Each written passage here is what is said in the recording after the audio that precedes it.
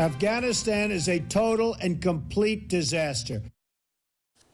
That was Donald Trump before he was a candidate for president. And here is a page full of tweets also bashing the U.S.'s continued war in Afghanistan when he was a candidate, saying the war was being basically a big waste of both time and money and the loss of life, all for nothing. Again, that was Trump, the candidate. Well, Trump began to change his tune on Afghanistan during the latter portions of the campaign, and last night his evolution into an Afghan hawk came full circle. That is, he took ownership of the longest war in American history and announced that he would send more troops there to fight.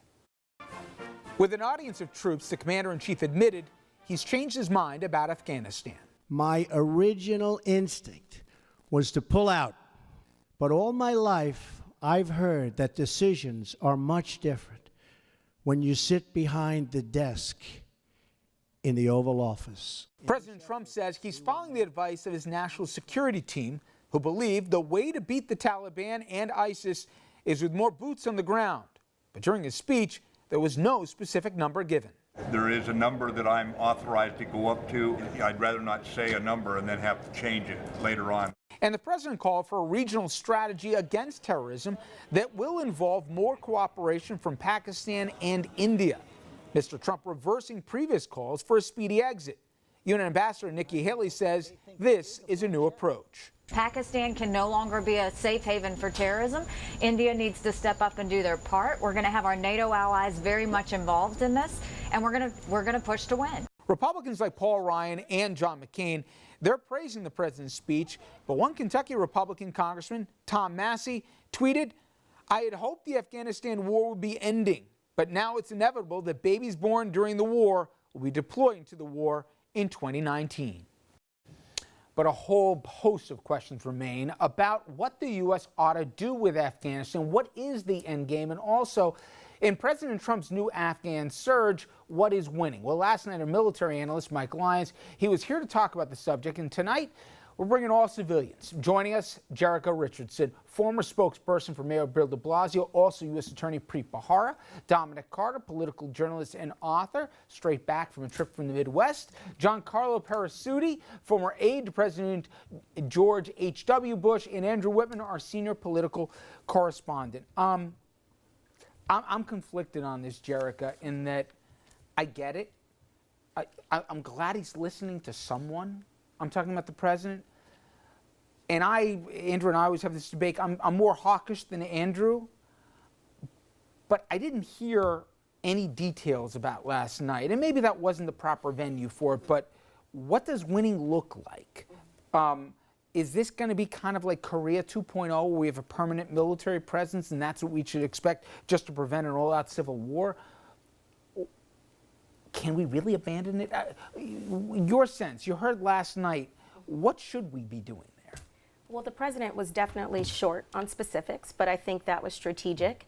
I would like to say that there was an obvious flip-flop, but I think if you talk to anyone that's worked in an executive governmental space, they weren't shocked or surprised by that. What I think the president has learned over the course of these 7 months is that it's not an easy job.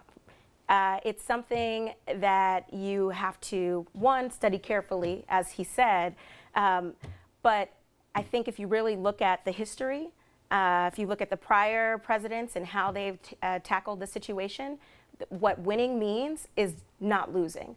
At this point, it's cost American lives, but there's also a greater cost that would potentially have an impact on the country if we pulled out and did not have counter-terrorism efforts. As somebody who was an eyewitness, in effect, to the beginnings of this, and your old boss, you know, there was debates, hey, you didn't go far enough after Kuwait into Iraq. Maybe you should have gotten Saddam. Arguably, people look back and say, well, you know what? You break it, you own it, and we're kind of there in a certain way with Afghanistan now. Would you have ever imagined 16 years ago we'd still be talking about what our military presence would or wouldn't be in Afghanistan? Well, I think Jericho is absolutely right. The conventional wisdom about this war, and I'm no military expert, but is that it can't be won, but it can certainly be lost. And this president, during the campaign, advocated for a strategy that put us on a path, or would have put us on a path, to losing the war. And thank goodness his generals and his top aides convinced him otherwise. And what we saw last night was a president that quite frankly gave a speech that could have been given by any of his three predecessors. It was a good night for Donald Trump because he did the right thing for America and he did the right thing for the world. This is an incredibly difficult issue. There is no easy answer to how you win in Afghanistan, but there are a lot of perils and pitfalls that need to be avoided, and I think Donald Trump avoided a big one for our country last night.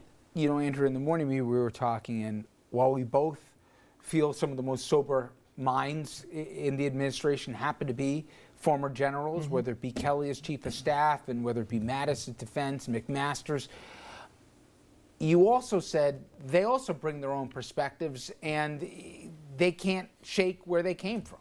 Yeah, well, look, again, my experience with the military is what I get from history books and what I've seen in movies. I've not served, so I don't know. But the approach that, you know, if we have paid this price so far, how many have we lost in Afghanistan so far? And if the military perspective is, well, we can't, their losses can't be a waste. So we can't lose this war. Not necessarily. I'm not convinced of the security aspect of the whole thing. I wonder if we're inserting ourselves into what is essentially a civil war, and how effective that would actually be at stopping terrorism. But my concern is when you only talk to military personnel, that their concern is just to make sure we don't lose, so that we haven't wasted everything that we've done up until now. That's why, you know, I like having civilian leadership over the military. And unfortunately, Trump's civilian leadership is military leadership. And I do wonder if the appropriate number of questions have been asked about those policies. You know, the counter to that, Dom, is I saw what happened in Iraq. President Obama campaigned and delivered on the promise he was going to draw down. Saw what happened in the vacuum that filled, and he put troops back in with the surge as well. Nobody wants it. Both he, the current president, and his predecessor inherited ongoing wars that were obviously unfinished. But this also gets more complicated because now we know Russia has an active role. In many ways, they're backing the Taliban there right now. China is even having a role in the funding of this. This is extremely complicated. The one thing the president did say last night that troubled me was there'll be no micromanaging from Washington on this. I'm sorry. I want to know what we're fighting for. We say we don't want to lose.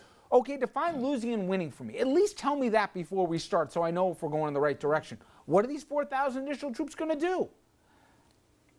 I get it. I know he says, you know, the art of surprise, but I think everybody's surprised. Explain a little bit. I think we're owed that much.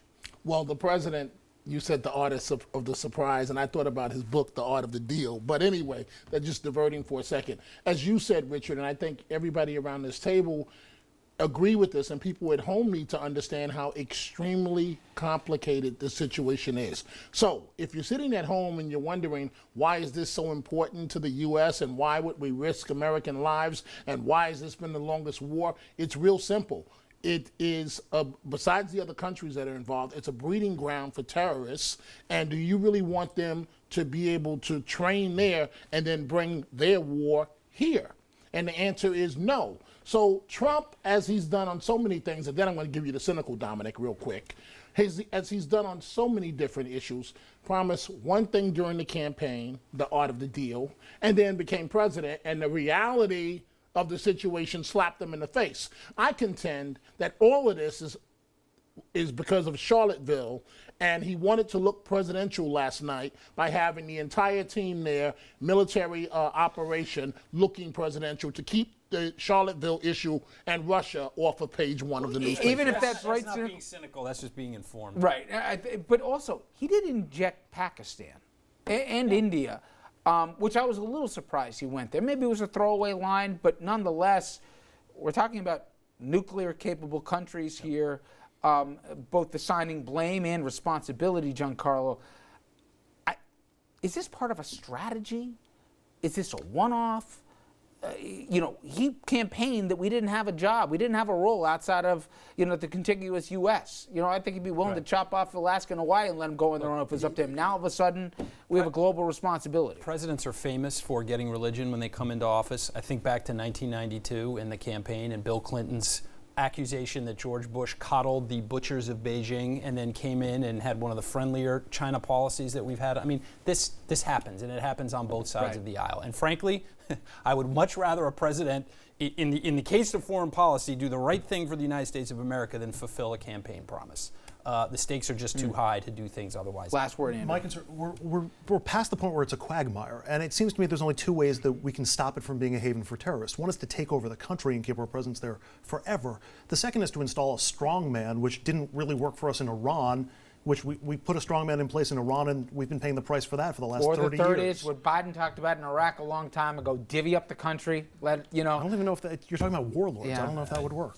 There's another way, but we'll learn in the break. All right, coming up next, Donald Trump. He's got a campaign rally this evening in Phoenix. That's right, a re-election rally after 7 months on the job. Now, he's talked about unifying Americans last night. Supposedly that'll be a messaging tonight as well. But what real Donald will we see, and what are the stakes here in Arizona? Trust me, it's not just whipping up the crowd here. There's a couple of senators from that state who are more than a little curious what it'll say unscripted.